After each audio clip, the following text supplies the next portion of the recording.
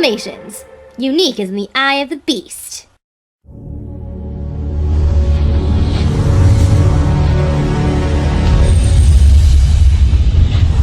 The Dynasty.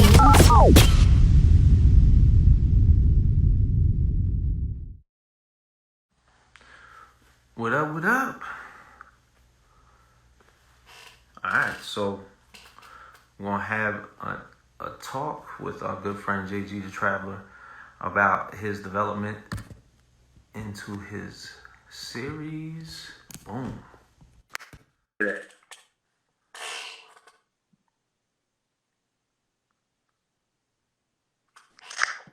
on time. What's up? Othello, how you doing, sir? All right, how you doing? I'm well. And yourself? Yeah, I'm all right. Just trying not to make it too epic, or this may have another technical difficulty. Yeah, that most definitely.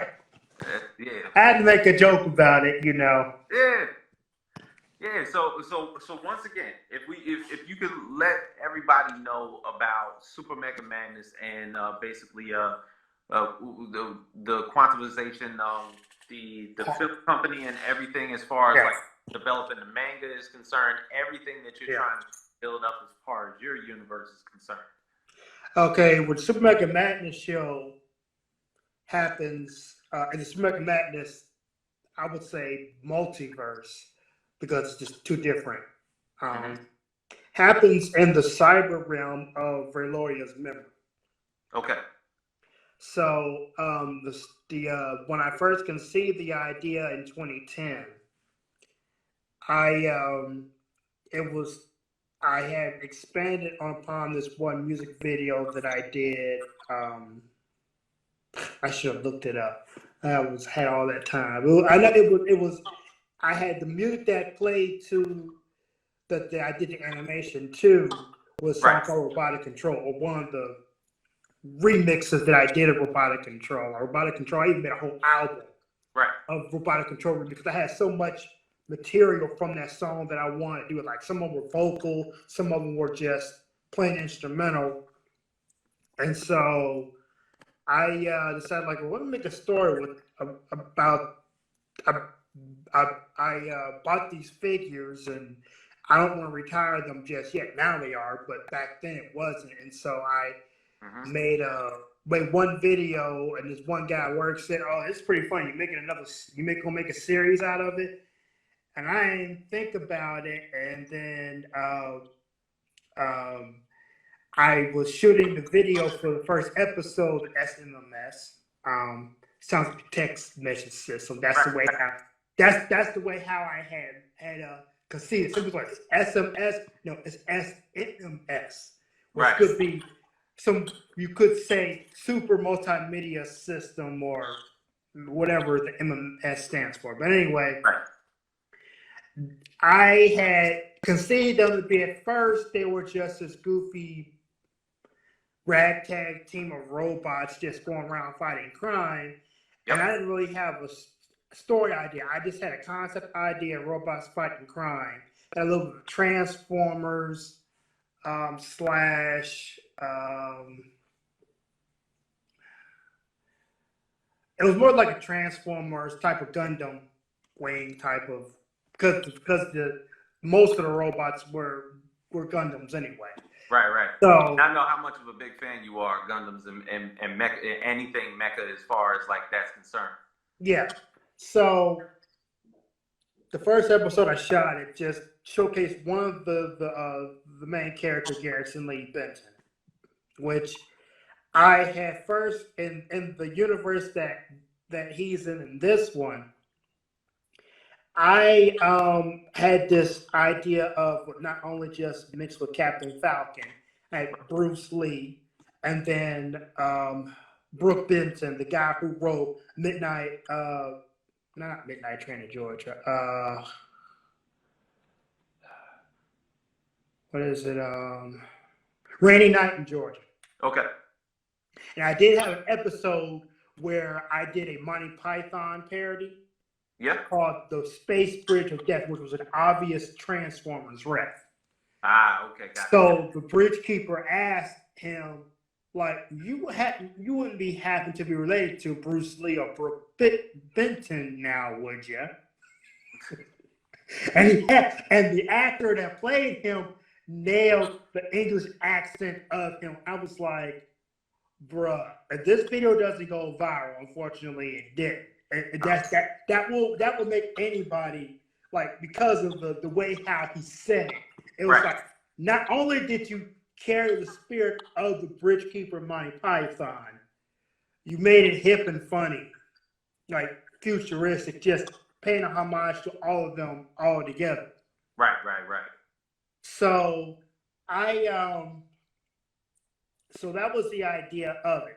So probably about the second episode, because I only had the idea of like doing parodies. Like the second episode was, the first episode was just introducing Garrison Lee Benton. Second episode, I started getting into my parodies of different episodes, of different movies and TV shows. Second episode was called Mecha Impossible, which was a Mission Impossible parody. Okay. I showcased the main villain, Spike Chad Cole. And each of these parodies are basically adding in mechas to the parody. Right. And I didn't really have them together as a team fighting him until I call it Zip Division, which was an obvious zeroing win. I made so many zeroing refs in that episode. Like even the part where they ran into an asteroid, and you had this one of Spike's henchmen. It's like he said,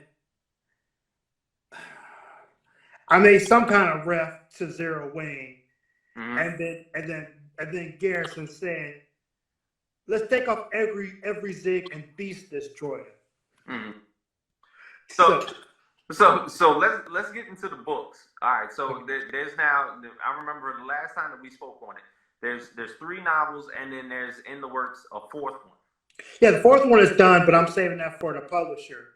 Okay. And the information I have, because I didn't have it before. Like the first one, Ray Laurie and Don, the word count is 120K, and actually, if I put it in 5.5 by 8.5, that would be 308 pages. On Amazon, it's at 6 by 9, so it's about 458 pages. Right. Okay. The second one's Collisions. That's 214 pages and roughly about 83.5K words. Right. They have Shadows of Revival, 246 pages, 96,000 words, just about. Yeah. Okay. And the 4th one, even though it's not on Amazon, that's going to be for the publisher, that's going to be 135 pages, 52.7K words. And then I have the deluxe edition, which is like all 4 of them, all in one. And that was a whopping 902 pages, 351.9K words. Technically 352. I just rounded it up to the nearest 100. Okay. And now you said most of the novel is basically like revolving around sci-fi because of the fact that you're a heavy Gene Roddenberry fan and you're a Trek as well. But you're saying that this is more closer to Andromeda than Star Trek. Actually, I would my other series, Powerland, is more Andromeda. Okay, got it. Reloria's Memory is more or less Deep Space Nine because most of the stories take place on a space station. And you know, Deep Space Nine, you know, you got Bayshore, you got the Fire Caves, and all this other stuff happens all around Deep Space Nine. But the bulk of the story takes place on Deep Space Nine. So Reloria, most of the story takes place on Space Station Reloria, well, Space Station Zyra or Reloria. Right. So if people don't know about the story itself, Reloria, the background of it is that each book in Reloria's Memory focuses on an influential person within the Relorian society. The first book being Kayla Darton, the second one being Laura Giordano, the third one being Valencia Valentine. Now, are these like more so elitist than the rather common folk that are in the story? These are, I wouldn't say elitist. They would be basically the children of the elite. So they technically would be old money. Okay, old money. Got you. All right. But the thing is that the way how I wrote about I focus heavily on the sins of the parents. Okay. Because the bad guys that didn't like the parents are after the children. Like Kayla Darn don't know who is after her because before the age of 7 she had a traumatic event. But bad guys want to get rid of her because not only because she's a survivor, she is a witness to their crime. Okay. And I think I remember you telling me she's been displaced a little bit in the story because she's adopted, but like she was adopted. Right? She was adopted twice. The first time she was adopted, her name was Lisa Andra Murphy, and that the bad guys were still in because she was born in San Diego, California. Right. So when the Everston Corporation was wiped off the face of the planet, like their whole family wiped off the face of the planet by the bad guys, the Murphys found this kid, and they're like, well, technically they're kind of living under rock, but they don't keep up with the Joneses like the rest of the people. I mean, the Eversons were trillionaires, so you got people that are like they keep up with them like they do Steve Jobs or Bezos and all of them. But you have some people that just don't care. Okay, they're the ones who brought anti-gravity to the western side of the United States. So what? But they don't know anything about their family. They just know that Connor and Michelle Everson. That's all they know. They don't know about their child. So they find this child, and they don't know that they've just signed their death warrant. Okay. And so she winds up being an orphan for a while, but it wasn't really for a while because it was kind of like the way how I had wrote it in, like in Kayla's, like the way how she remembers her memories is through nightmares. She doesn't actually know that this PTSD that she has or these nightmares are actually memories. Like I even have a situation in early on in the novel that she believes that Kayleen Everston is a character she created in her mind that she keeps dreaming about. Right. But she finds later on, no. That was you all along. You just didn't know. It's almost like how Jason Bourne didn't actually know who he was because of whatever, I forgot what happened to him. And he finds out like, no, your code name in Treadstone was Jason Bourne, but your real name is this. And so I had that I did pull some things from Jason Bourne from that because of the way how the evil elites are after her. Right. And then like the second novel, Laura Giordano, is her connection is kind of like, it's kind of hard for her to get away from the enemy because the fact is that her father's mafia were the financiers are the ones who took down the Eversons. Okay, gotcha. So when she comes into play, she already has a troubled past because of her evil uncle. And the bad thing is the one who perpetrated the massacre of the Eversons. She's the one who saved her from her Mafian family.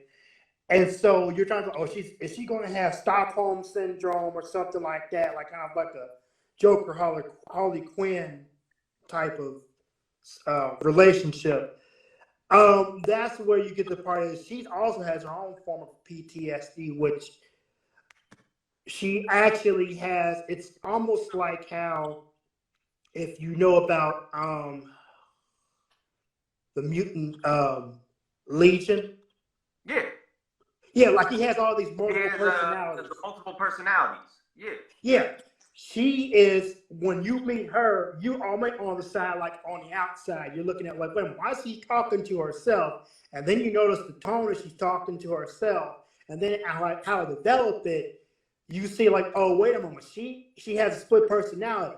Then you find out she has this vigilante side, which, like, for me strongly, I believe that from Batman's perspective, Bruce Wayne and Batman are two different people. Right. Bruce Wayne is, you have this billionaire, playboy, whatever, and you got Batman is his adventure complex. He's no longer Bruce Wayne when he's Batman. Right. Even though they corroborate and they may share memories or whatever. But the thing is that some of the things that Bruce Wayne does, Batman would never do, and vice versa. Yeah, absolutely. So you have Laura Giordano, but the thing is that in school, on her certificate, on her passport, whatever, like when she came, her name is Kira Mancini. Right. Which is her married name. Okay. And so I had set up this thing, so like when Kayleen comes to the space station, but she knows her as Kayla Darden. Okay. She's like this crazy lady. She's starting fights, whatever. Like she's basically in the same dormitory as her. Like she even has to close her door. Like she's about to go out for the day and whatever, do her business. She closed the door because Laura got in a fight with a girl that doesn't want to mind her own business. Gotcha. So she's more of a rebel in the story than anything.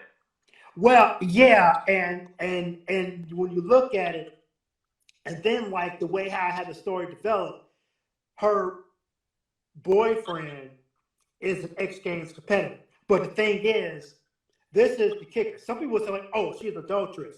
When you look at her, you see Kira Mancini, right? But the reader will see Kira Mancini, Laura Giordano, and Katia. Okay. Katia is the one that is dating the X Games competitor. His name is Gordon Darrow. Mm-hmm. That's the only personality that's dating her. Kira don't like Gordon. Okay. Laura Giordano still thinks that her first husband is still alive. That's what her last name, Mancini, is. So, and they really don't like it. Even I had established she's seen a psychologist. If you don't see a psychologist, she's going back to jail. That's the way how, she has her history. I'm not going to go into history. That's a really long history. Says is that the way I put it shortly, that the way how our law society is set up, mm-hmm. If you're a part of the militia, the way I see it, they're like the citizens' military. Mm-hmm. When there was an attempt on the general's life, she was a part of the militia that stopped him. Even though it was the time trial administration and 2K returned, it was the militia that stopped them from. Okay. And she was one of the ones, like, and the funny thing was that these were a bunch of college students, like I had like what did I call it? Alpha, Meso, Omega. Okay. So you have Alpha and Omega means beginning, and Mesa means middle. Okay.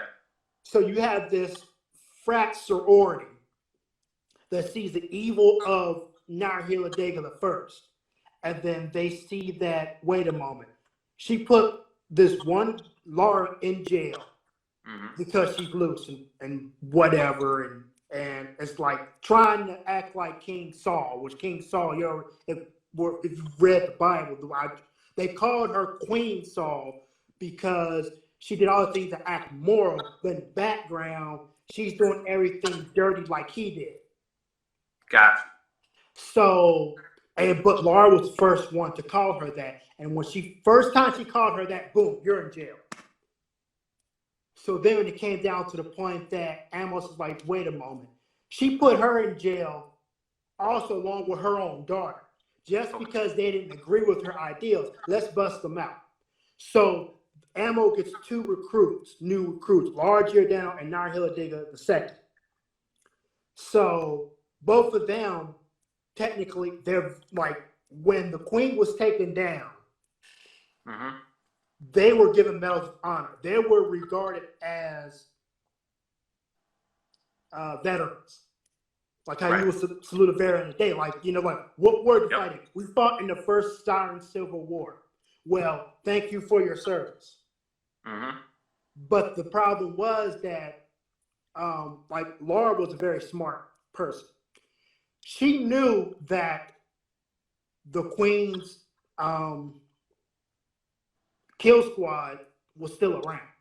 Okay. Her mafia was still around because of the fact is that she knew her father's mafia. She knew that even though her uncle was done away with, their mafia was really huge. They were basically the Don Gotti of the mid 21st century. This is 2040 kind of. But they were doing, but they've been doing their dirt since 2021. Gotcha. Okay. So they already had like the way how like I meant to say the post-apocalyptic. It was already UMO that was trying to control like the way how I explain events, like every atrocity that has happened throughout time. Even some conspiracy theories I twisted. I even like mentioned like 9/11 was UMO's doing. It was futuristic technology. They knew what they wanted to do to control everybody. And it's like, okay, we created all these splinter cells and whatnot. We're going to bring in our futurist technology from 2040, and we're going to set up our own government. Right. And this is why I bring in the point. It's like this, people say like there's three forms of government. You got the executive, judicial, and legislative. But now people are recognizing the fourth form of government, which is bureaucracy. But a smaller fifth is you have your splinter cells, which again, splinter cell kind of goes in heavily with that. Basically, you got these little extra, what they call paramilitary groups. And UMO is just that, being financier for every bureaucrat there is on the planet from a alternate reality where the Queen steals technology from an alternate, like I mentioned, the original timeline was the general got assassinated. So his daughter sends people back to the past, Othniel Silas Goodman. He winds up creating Othniel James Goodman's timeline. Othniel James, he's already like the time travel was already invented when Silas went to another timeline. So Othniel already knows that, okay, where is this? Like there's two different bad guys. Like where are they coming from? So then when he finds out the truth, he's like, well, and the way how I wrote it, like in a third novel, like moving on to the third novel, Laura has an issue with 2K return, just right off the bat. And it's because the fact is that to a certain degree, he stole her life, stole her thunder. Okay. Because even though she was on the forefront, she wasn't the one that actually like she could she winds up like this is the war bigger than her. But when it push comes to shove, he doesn't hold that against her. He's like, you're really good. You knew that even though like they put you back in the mental institution because you were fighting a war that everybody just basically told you to shut up. The war's over. Shut up. But you're over here attacking target like financier points on Rayloria that the bad guys were using as a front. Like I haven't mentioned, she's attacking a really well-established casino. And in the casino, like she's trying to like uphold like what they call Raylorian law, which they forbid gambling. But Zyra was kind of laxed on that, and now you have like they see, like she made her own group off of ammo, called the Zyran Initiative. They were first called Lunar Initiative before it was renamed. Then they called the Zion Initiative. Nara Hillel II, her own sister, who fought with her in the first Zion Civil War, deemed her a domestic terrorist. So the government is hunting her. They find her out. They shut her up. Third book, they just go full-blown trying to take over Zion. Then that's when 2K Returner comes back, and he's like, no.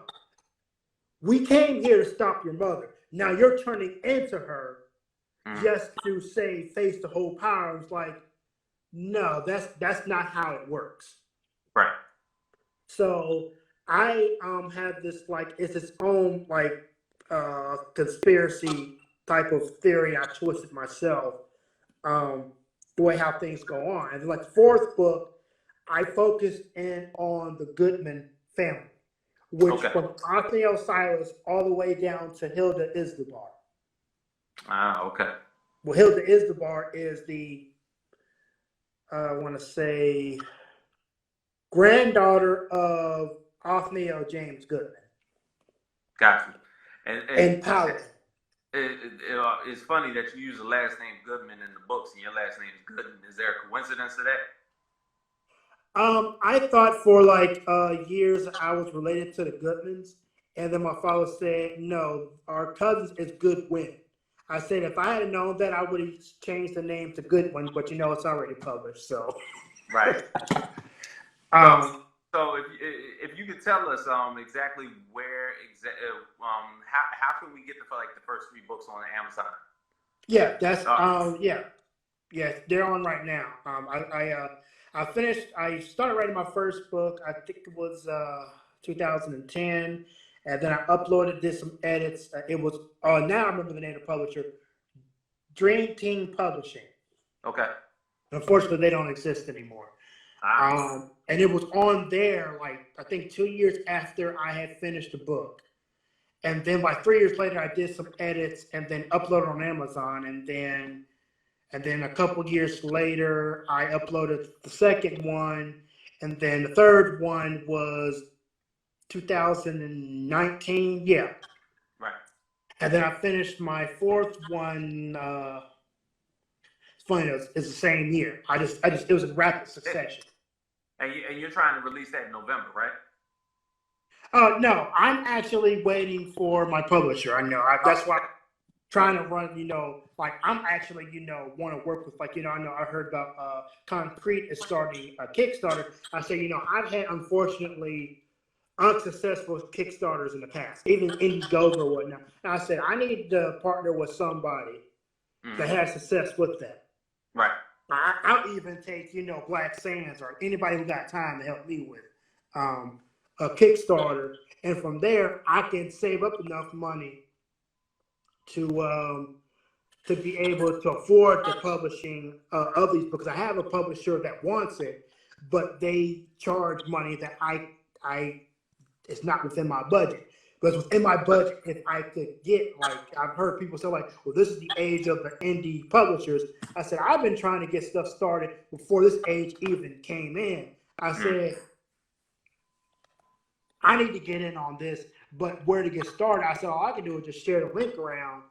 And I've done that before. And I said, if they're serious about, like, the age of, like, for me, I'm not trying to be a pessimist about it, but based on my track record, I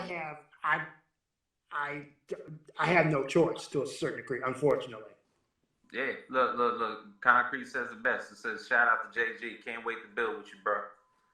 So the thing is this: content as much as possible. The way that you're talking to me, have posts available where you're talking about your storyline. Have the availability to throw artwork out there as much as possible from the series, maybe from some of the stuff from the past, and that could even help. It's only a matter and a means to market yourself. You know what I'm saying? Yeah, I understand. Yeah, just but as far as like the current books that you already have, could you let me know the titles again? Yeah, the first one is Raylorian Dawn, like RAYLORIN.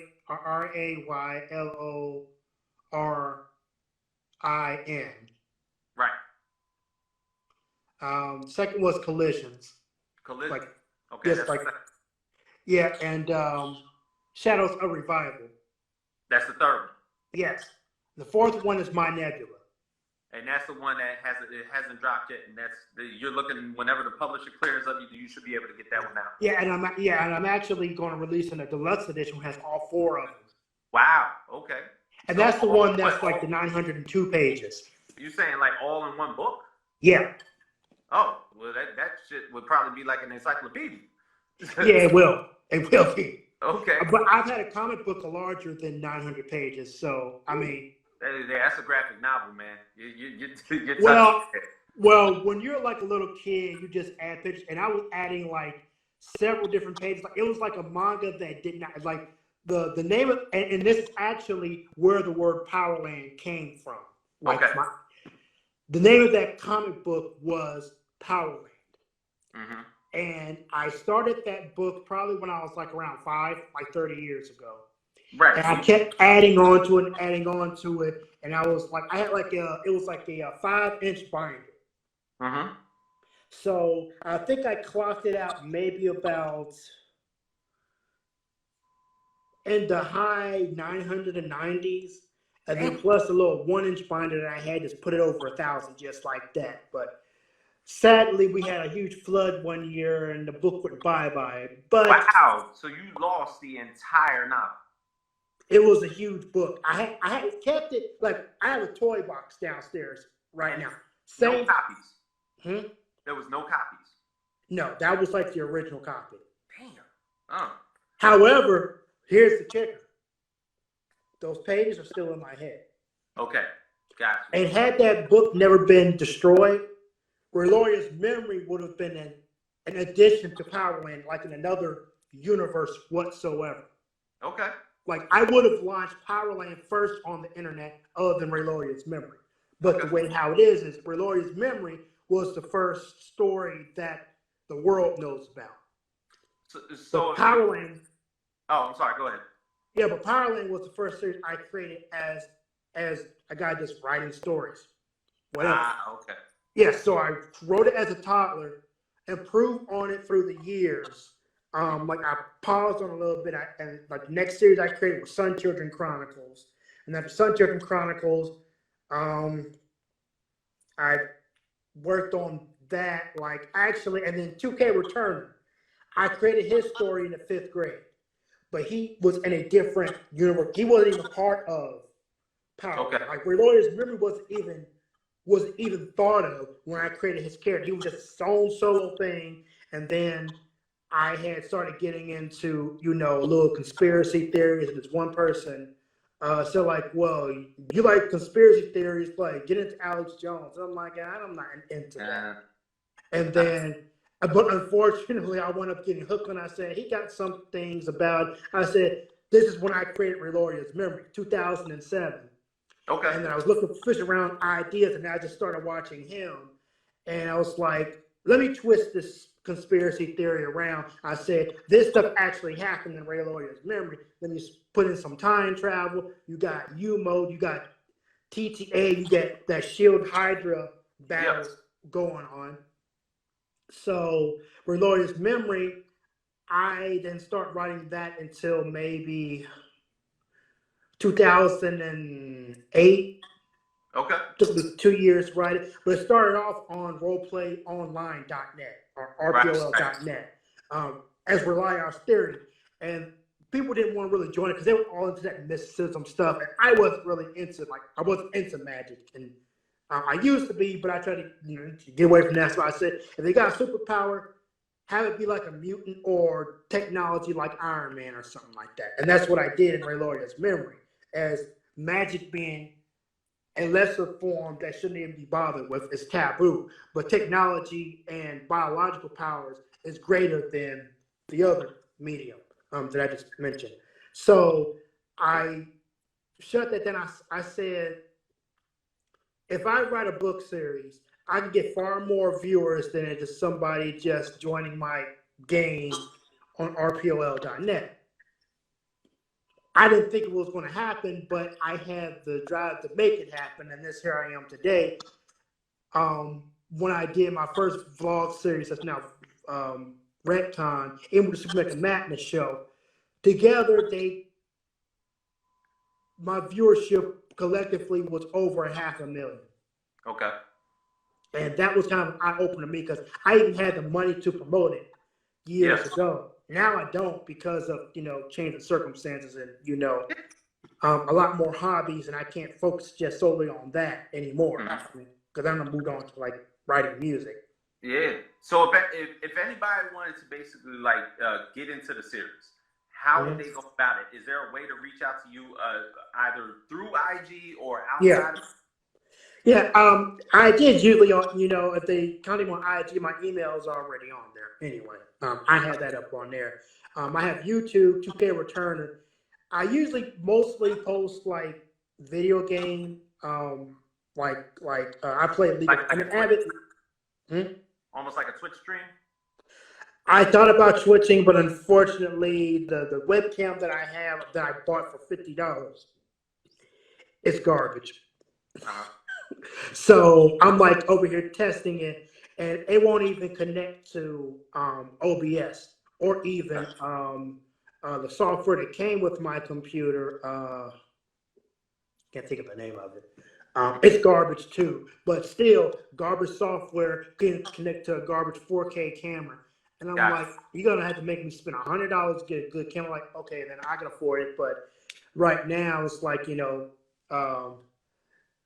I'm going to focus on something else because I want to get back into, like, making vlogs. I used to do vlogs about my stories, and that's what people like about, like, even when I did my first, like, vlog series. That's where I think you should go into, as far as, like, if you wanted to establish the content, that's the way to go. But the thing is, you can just use the mediums that you already have in order to put it out there.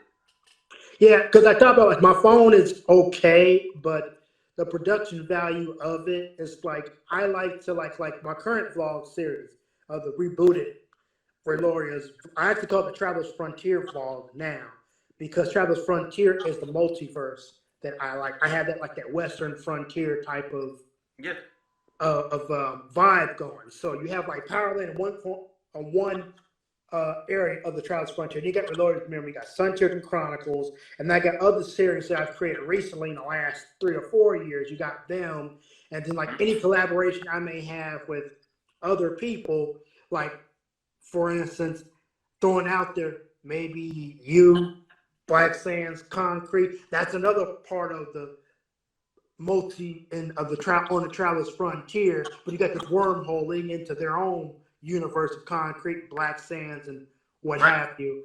And that's the way I am. I'm not the kind of person that's like, I'm just going to solely just work with this person and nobody else. No, it just spread the wealth. Oh, of course, bro. Hey, so not to cut it off, but I appreciate your time, man, and I hope for sure that we figure out a way to basically, like, to either turning those novels into mangas, and just getting the word out about the novels that you currently have on the roster, so that you can basically just, like, have the content available for you to market, man. So I appreciate you coming, Othello. Appreciate it, man. Thank you. All right, man. Talk to you. All right, see you.